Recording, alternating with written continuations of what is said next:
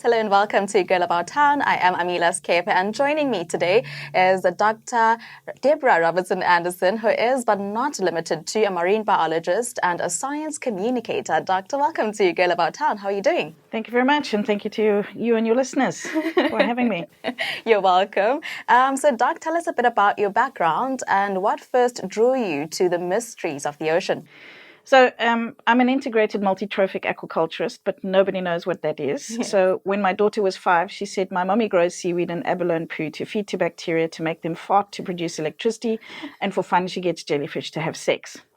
But what drew me to the ocean is actually my grandfather. He was a commercial fishing boat fisherman, and he used to schedule the time that the boat used to come out of the water with time that we used to join him on holiday. And then he used to ask me, because I was so small at the age of 5, that I could fit between the little beams that the boat sat on when it was on the dry dock.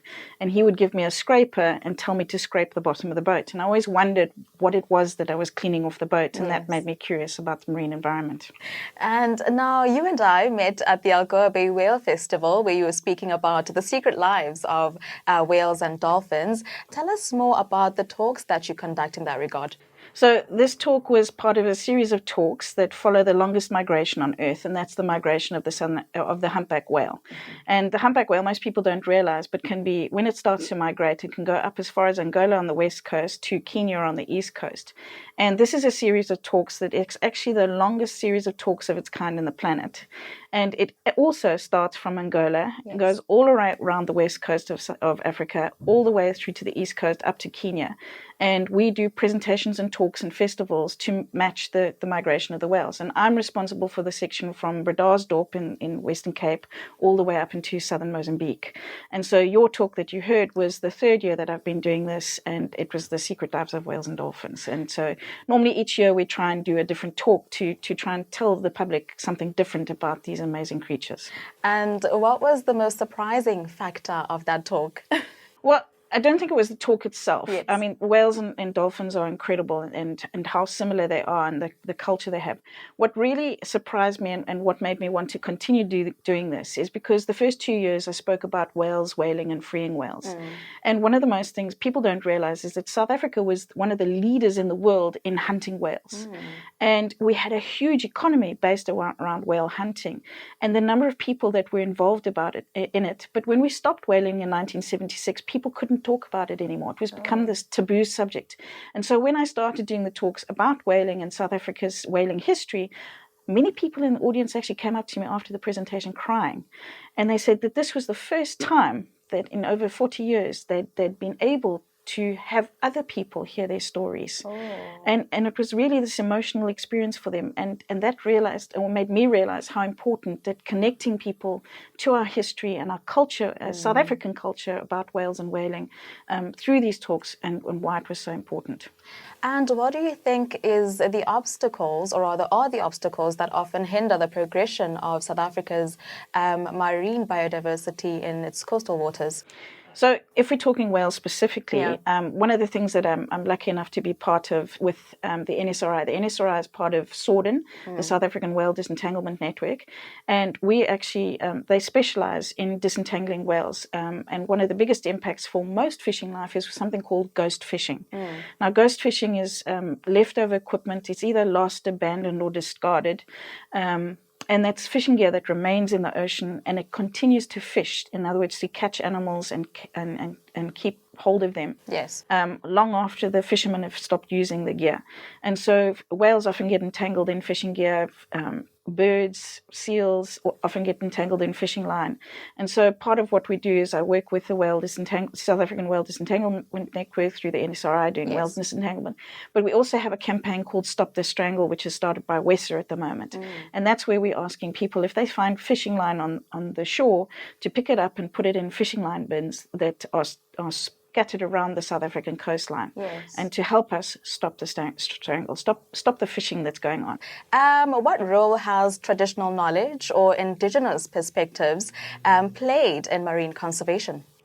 So this is a really interesting question for me, because many people think that in the isiZulu and Amaxhosa, isiZulu and Amaxhosa cultures, we don't actually have a lot of influence with the sea because there's only one word for the marine environment called uwandle.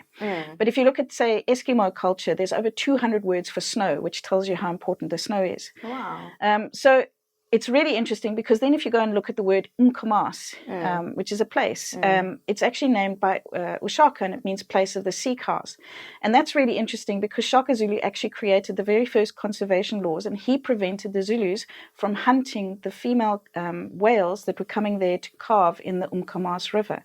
Wow. If you also go and look at Rhodes University, they published last year a nice YouTube video called The Story of the Sea, or Secrets of the Sea, which details how the water cycle is actually followed through the isiXhosa culture of the ancestral journey. Wow. The ancestral journey of how the ancestors moved down rivers into the sea and then come back to the land again is actually identical to the water cycle. So if we look deep enough, and we often forget to, and we often think that it's not important because we can't find evidence on the surface. We need to look much, much deeper. Yes. We need to look deeper in South African culture, and we actually do find that all of our cultures actually have an incredibly deep connection to the ocean. That's incredible. Wow. And what collaboration are you mostly proud of in your conservation work? And also, who has inspired you along the way? So I think I was really lucky. I was lucky enough to learn marine biology under George Branch and Alec Brown and all the sort of leaders in South African marine biology. And then I was lucky to sort of do research work with the Kerry Sinks and the Jean Harrises. So through my career, I've been led by or taught by leaders, and so they've really been the inspiration. There's incredible depth of knowledge in South African marine biology. If you talk about collaboration, probably the thing I'm most proud about is where I live in Kaimouth. Yes. Kaimouth is actually we're due for our 5-year award for the Western Green Coast Award. Now that's for places that would not qualify for blue flag beach status because we're just small coastal rural towns. And the reason we've been given an award is because the entire town has literally come together and decided we want to, as a town, promote our town environment. And so we have Pixie, who's doing the gardening. We have Elise, who's walking around taking pictures of things that she finds interesting on the seashore. We have Bruce, who's doing clearing. We have the nature nerds who've cleaned an entire area so well that they've brought back an indigenous butterfly species and blue duiker, which is incredibly endangered. You have members of the town coming together as community to get a town an award. And I think for me, it just shows the power of collaboration and how important it is. Yes. And your career is pretty demanding. I mean, one cannot deny that. I think I found it difficult even to put a title under your name because you're a bit of everything.